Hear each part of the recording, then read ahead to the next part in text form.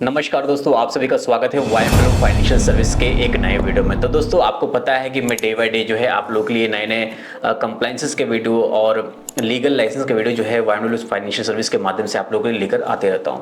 तो देखो, आज के इस वीडियो में बात करने वाले हैं लेबर लाइसेंस आप सेंट्रल लेवल पे जो है आप कैसे ले पाओगे। देखो, दो तरह के लेबर लाइसेंस होंगे। एक तो है आपका स्टेट लेवल पे, एक जो है आपका सेंट्रल लेवल पे।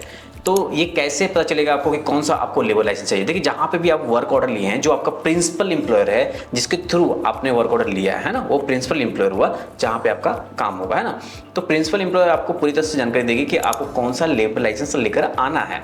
तो देखो, जो लेबर लाइसेंस वो बताएंगे उसी के अकॉर्डिंग वो फॉर्म साइन करके देंगे। अगर स्टेट लेवल का होगा तो फॉर्म 5 देंगे, अगर वो सेंट्रल लेवल का होगा तो वो आपको फॉर्म 3 प्रोवाइड करेंगे। ठीक है, तभी जो है आप जो है अपना आगे लेबर लाइसेंस के लिए अप्लाई कर सकते हो CLRA एक्ट के अंदर। ठीक है, यहां तक किसी तरह का कोई डाउट नहीं होना चाहिए। देखिए, आगे कंप्लीट इन्फॉर्मेशन दूंगा और लाइव दिखाऊंगा, तो वीडियो को लाइक कर लीजिएगा, चैनल को सब्सक्राइब नहीं किया तो सब्सक्राइब करके बेल आइकन प्रेस कर लीजिएगा, ताकि वाईएमडब्ल्यू फाइनेंशियल सर्विसेज के माध्यम से जितने भी नए नए वीडियो हैं वो आपको सबसे पहले मिल सके।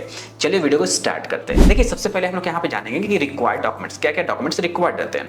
तो यहाँ डॉक्यूमेंट्स रिक्वायर्ड की बात करें तो आपके पास में फॉर्म 3 होनी चाहिए अगर सेंट्रल लेवल पे आप काम करेंगे, यानी कि सेंट्रल लेवल का लाइसेंस चाहिए तो फॉर्म 3 हो गया। इसके अलावा जो है वर्क ऑर्डर कॉपी होनी चाहिए आपके पास में। देन इसके बाद जो है जो भी कॉन्ट्रैक्टर होंगे उनका आपको पैन कार्ड, जीएसटी है जीएसटी भी दे सकते हैं, एमएसएमई होगा तो एमएसएमई जो है आप उसको लेकर अपलोड करेंगे। ठीक है, इसके अलावा जो भी प्रिंसिपल एम्प्लॉयर होगा अगर उसका आपको आरसी मिलता है, आरसी बोलेंगे registration certificate of labour department का अगर मिलता है उसको भी आप अपलोड कर सकते हो। तो ये डॉक्यूमेंट लेकर जो है आप आगे प्रोसीड कर सकते हो। तो चलो अब हम लोग देखेंगे लाइव कैसे आप इसका आवेदन कर पाओगे। ठीक है, तो ये वीडियो में मैं जो बता रहा हूँ वो सेंट्रल लेवल का लाइसेंस है। ये सेंट्रल लेवल का जो लाइसेंस होता है ना, ये मेनली श्रम सुविधा पोर्टल से बनता है। तो श्रम सुविधा पोर्टल पे आपको जाना पड़ेगा। तो देखो, ये श्रम सुविधा का पोर्टल आपको इसमें आना पड़ेगा। लॉगिन का बटन है, अगर साइन अप नहीं किया तो साइन अप पे क्लिक करके आप साइन अप कर लोगे। देखो, साइन अप पे जब क्लिक करोगे ना तो देखो ये साइन अप का पेज ओपन होकर आ जाएगा। यहाँ पे नाम देना, फर्स्ट नेम लास्ट नेम दे देना, ईमेल आईडी मोबाइल नंबर, ये कैप्चा से फिल करना, साइन अप पे क्लिक करना। इसके बाद आपके मेल पे जो है एक वेरिफिकेशन मिल जाएगा, उस पर लिंक पे क्लिक करना। क्लिक करने के बाद जो है वहीं पे पासवर्ड रीसेट करने के लिए आपको ऑप्शन आ जाता है। तो वहाँ पासवर्ड बना लेना, यूजर आईडी बना लेना, उसके थ्रू जो है आप लॉग इन करोगे। तो लॉग इन करने के लिए प्लीज लॉग इन है क्लिक कर लेना भैया यहाँ पे। और यहाँ पे जब क्लिक करोगे तो लॉगिन करने के लिए आ जाएगा। तो आप यहाँ पे ये यूज़र आईडी पासवर्ड ये कैप्चा से फिल कर लेना, और फिल करने के बाद जो है आप इसमें लॉगिन पे क्लिक करना। लॉगिन आप यहाँ पे पूरी तरह से हो जाओगे। देखो, जब आप यहाँ पे लॉगिन करोगे ना तो आपके पास में इस तरह से डैशबोर्ड आएगा, जिसको क्रॉस कर लेना है यहाँ से, और यहाँ पे जो है आपको इतने सारे ऑप्शन मिल जाएंगे। ठीक है, अब आपके पास में क्वेश्चन होगा किस यहाँ पे जाके अप्लाई करें, यानी किस सेगमेंट पे जाके अप्लाई करें।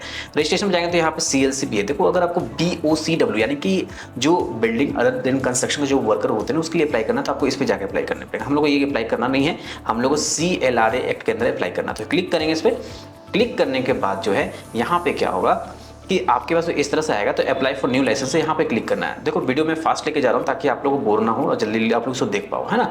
यहाँ सबसे पहले 2 तरह के ऑप्शन आएंगे। तो यहाँ पे हम लोग को मेनली CLR चाहिए तो CLR पे क्लिक करेंगे, है ना। सबमिट पे क्लिक करेंगे। और इसके अलावा बता दूं कि यहाँ पे ISMW किसके लिए लेना पड़ता है। जैसे कि अगर बिहार है, बिहार से आप लेबर लेकर जा रहे हो, महाराष्ट्र MP जा रहे हो, तो वहाँ पे आप उन लोगों को काम करवा रहे हो, तो उस केस में जो है आप inter state migrant workman act के अंदर जो है आप लाइसेंस ले सकते हो। ठीक है, तो यहाँ पे सबमिट करेंगे।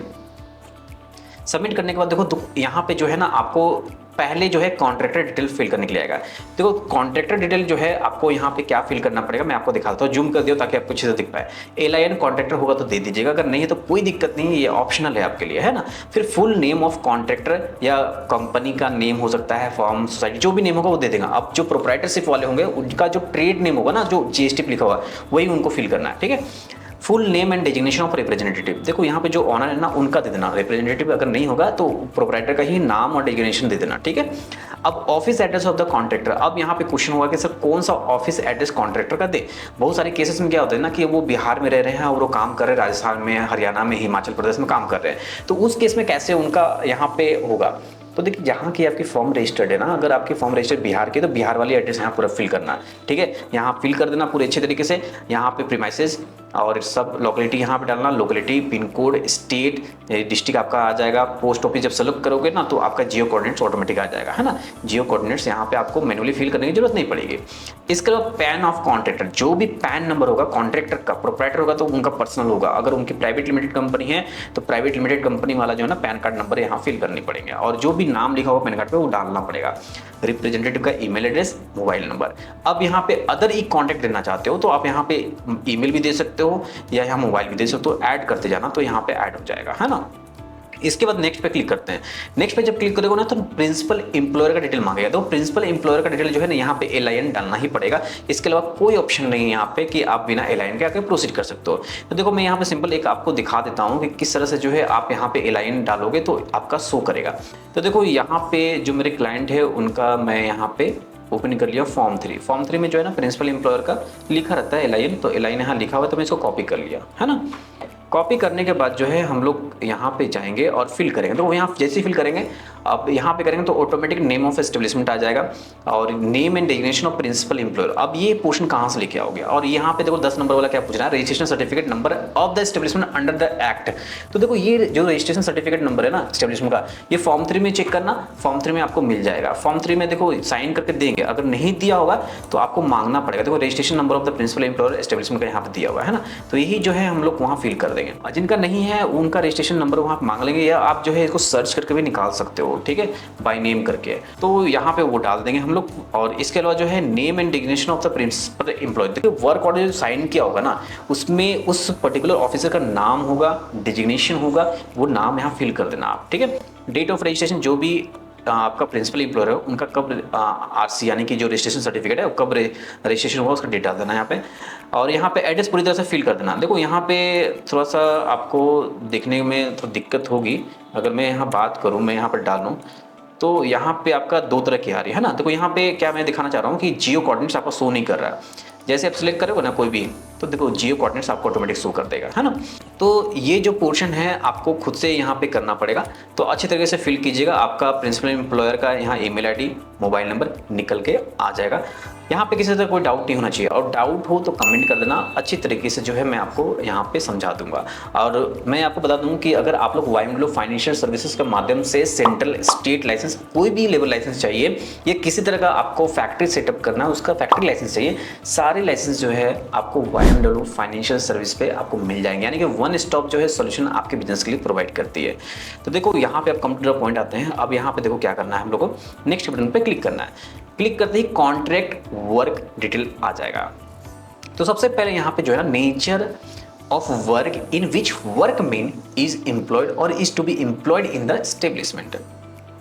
जहाँ पे प्रिंसिपल एम्प्लॉयर का जो आपका गठन है यानी कि एस्टेब्लिशमेंट है, वहाँ पे जो आप कॉन्ट्रैक्ट लेबर को इंगेज करो ना, वहाँ पे नेचर ऑफ वर्क किस तरह से होगा। अब यहाँ पे क्वेश्चन आ जाएगा किस तरह होगा। तो देखिए आपका जो वर्क ऑर्डर होगी ना, तो उसमें सब्जेक्ट में लिखा रहेगा किस तरह का काम आपको करना है, उसको कॉपी करना, पेस्ट कर देना। यहाँ पे किसी तरह कोई डाउट आपको नहीं होना चाहिए, समझ आ रहा है, ये पूरा पेस्ट कर देना। अब यहाँ पे क्या होगा कि किस तरह से होना चाहिए मैं आपको एक दिखा देता हूँ, ठीक है। तो देखो यहाँ पे क्या है ना कि ये इसको मैं क्लोज कर लेता हूँ। तो देखो यहाँ पे जो है उनका कॉन्ट्रैक्ट जो भी वर्क हो वो लिखा हुआ है यहाँ पे, तो यही कॉपी करके मुझे वहाँ पे फिल कर देना है। उसमें स्किल लेवल लग रहा है तो वो सारा चीज़ लिखा हुआ है, तो इसको कॉपी करके जो है मैं यहाँ फिल कर दूंगा, ठीक है। कहाँ गया फॉर्म, यहाँ पे फिल कर दूंगा। इसके अलावा जो है कमेंसमेंट ऑफ कॉन्ट्रैक्ट वर्क, जो भी कमेंसमेंट ऑफ वर्क होगा वो आपको यहाँ पे एस्टिमेटेड देना है पड़ेगा। बट मैं बता दूँ कि यहाँ पे जो फॉर्म 3 होगा उसमें तो मेंशन होगा ही आपका। तो देखो यहाँ फॉर्म 3 में जो है आपको चेक कर लेना है कि यहाँ पे कमेंसमेंट ऑफ वर्क कहाँ लिखा हुआ। देखो यहाँ पे लिखा हुआ है कैरिड आउट फ्रॉम यहाँ 8 जुलाई 2024 से लेके यहाँ पे 7/7/26, यानी कि 2 साल का कॉन्ट्रैक्ट इनको मिला है ना। तो ये डेट जो है मिलना यहाँ लिखना पड़ेगा। तो कमेंसमेंट डेट डाल देंगे। अब यहाँ पे एस्टिमेटेड डेट ऑफ कंप्लीशन है ना, जो 2 साल का मिला है, जो लास्ट का डेट था वो डाल देंगे यहाँ पे। इसके अलावा नेम ऑफ एजेंट और manager of the contractor at the work site. Work site पे जो भी मैनेजर या एजेंट होगा उसका नाम देना पड़ेगा। बहुत सारे केसेस में हम लोग खुद अपना ही वहाँ पे मैनेज करते हैं, तो अपना नाम भी लिख सकते हैं, कोई दिक्कत नहीं है। और वर्क ऑर्डर नंबर, अब वर्क ऑर्डर नंबर तो ईजी है, जेम पोर्टल पे जाएंगे, जो कॉन्ट्रैक्ट नंबर दिया होगा ना, ये कॉन्ट्रैक्ट नंबर जो है इसी नंबर को आपको मेंशन कर देना है। मेंशन करने के बाद जो है यहाँ पे वर्क ऑर्डर नंबर आ जाएगा। अब यहाँ पे लोकेशन ऑफ द वर्क, देखो याद रखना कि कॉन्ट्रैक्ट का जो वर्क डिटेल है वो हम लोग फिल कर रहे हैं, तो लोकेशन ऑफ द वर्क जहाँ पे काम करेंगे उसका पूरा डिटेल यहाँ पे फिल करना है। तो सेम इसी तरह फिल करना है। यहाँ पे जब आप पोस्ट ऑफिस सेलेक्ट करोगे तो यहाँ पे जियो का मतलब जियो कोऑर्डिनेट्स आ जाएंगे, ठीक है। इसके अलावा जो है जो NIC यहाँ पे क्लासिफिकेशन है, जिस तरह से काम करते हैं आप यहाँ पे सर्च कर लेंगे और वो दे देंगे। तो यहाँ पे अगर मेन पावर सप्लाई का काम है तो एडमिनिस्ट्रेटिव सपोर्ट सर्विस में जाएंगे। यहाँ पे employment security and investigation activities है। तो जो भी आपका यहाँ पे काम होगा वो अपने अकॉर्डिंग यहाँ पे सेलेक्ट कर लेना, ठीक है। तो हम लोग यहाँ पे सेलेक्ट कर लेते हैं और यहाँ पे सेलेक्ट करेंगे। जैसे करेंगे यहाँ पे details of selected NIC code भी आ जाएगा। Maximum number of contract labour to be employed in the establishment 1 day, तो 21 लेबर का निकाल तो 21 लेबर डाल देंगे, है ना। तो देखो यहाँ पे 90 रुपये पर लेबर आपको सबमिट करना पड़ता है सिक्योरिटी डिपॉजिट। और जो एप्लीकेशन फी है कितना लगने वाला है, हम लोग 21 लेबर का ले रहे हैं तो यहाँ पे 37 रुपये लगने वाला है। तो यहाँ पे किसी तरह कोई डाउट नहीं होना चाहिए कि कैसे यहाँ पे 1890 रुपये आया। यहाँ पे फॉर्म 3 इंक्लूज है तो यस करेंगे यहाँ पे। अब यहाँ पे नेक्स्ट पे करेंगे। करते ही यहाँ पे जो है आपको लास्ट डॉक्यूमेंट देने के लिए, जितना भी डॉक्यूमेंट है वो सारे अपलोड करने पड़ेंगे। तो देखो यहाँ पे 1 बाय 1 करके आपको डॉक्यूमेंट अपलोड कर देना है। बट यहाँ पे समझना पड़ेगा कौन कौन से मैंडेटरी डॉक्यूमेंट है। तो आपको बता दूँ कि यहाँ पे 1, 3, 4, 5 में 4 या 5 दोनों में से कोई एक दे सकते हैं, यानी कि ये जो मेमोरेंडम ऑफ एसोसिएशन है तो यहाँ पे कोई भी दे सकते हैं। और 6 वाला मैंडेटरी है। तो देखो यहाँ पे 3 डॉक्यूमेंट जो है हम लोग फिल कर देते हैं, यानी कि डाल देते हैं, अपलोड कर देते हैं। उसके बाद मैं दिखाता हूँ ये किस तरह करेंगे, है ना। तो यहाँ पे 3 डॉक्यूमेंट जो है हम लोग अपलोड कर देते हैं। उसके बाद क्या करेंगे, यहाँ सेव का बटन है, सेव के बटन पे हम लोग क्लिक कर देना है। तो जब सेव के बटन पे क्लिक करेंगे ना तो आपको ई साइन करने के लिए आएगा। तो आप ई साइन का प्रोसेस कंप्लीट कर लीजिएगा। जब प्रोसेस पूरा कंप्लीट कर लीजिएगा तो उसके बाद जो है आप यहाँ से PDF अपना एप्लीकेशन जो है डाउनलोड कर सकते हैं। तो ये PDF जो एप्लीकेशन डाउनलोड होगा तो इसको आप चेक कर सकते हो यहाँ से कि आपका ये PDF एप्लीकेशन जो है डाउनलोड हो गया। तो यहाँ पे ई साइन जो है हम लोगों ने कर लिया है, ठीक है। तो देख लो यहाँ पे किसी तरह कोई डाउट आपको नहीं होना चाहिए। तो इसके बाद क्या करेंगे, यहाँ पे पेमेंट का ऑप्शन आ जाएगा। तो जितना पेमेंट करना तो वो हम लोग पेमेंट कर देंगे। चलो कितना पेमेंट करना है वो हम लोग देख लेते हैं। देखो जो ई साइन होता है ना, आप पैन कार्ड के थ्रू जो ई साइन होता है ना वो आप आधार कार्ड के भी थ्रू कर सकते हैं या डिजिटल सिग्नेचर के थ्रू करना चाहे तो कर सकते हैं, आप पे डिपेंड करता है। तो यहाँ पे देखो श्रम सुविधा का जो ये पोर्टल है, तो यहाँ पे हम लोग जितना पेमेंट करना वो यहाँ पे आ चुका है। तो कन्फर्म पे क्लिक करेंगे। कन्फर्म पे क्लिक करते ही अब जो है यहाँ पे हम लोगों को अपना बैंक सेलेक्ट करना, जिसके थ्रू पेमेंट करना चाहते हैं कर लेते हैं।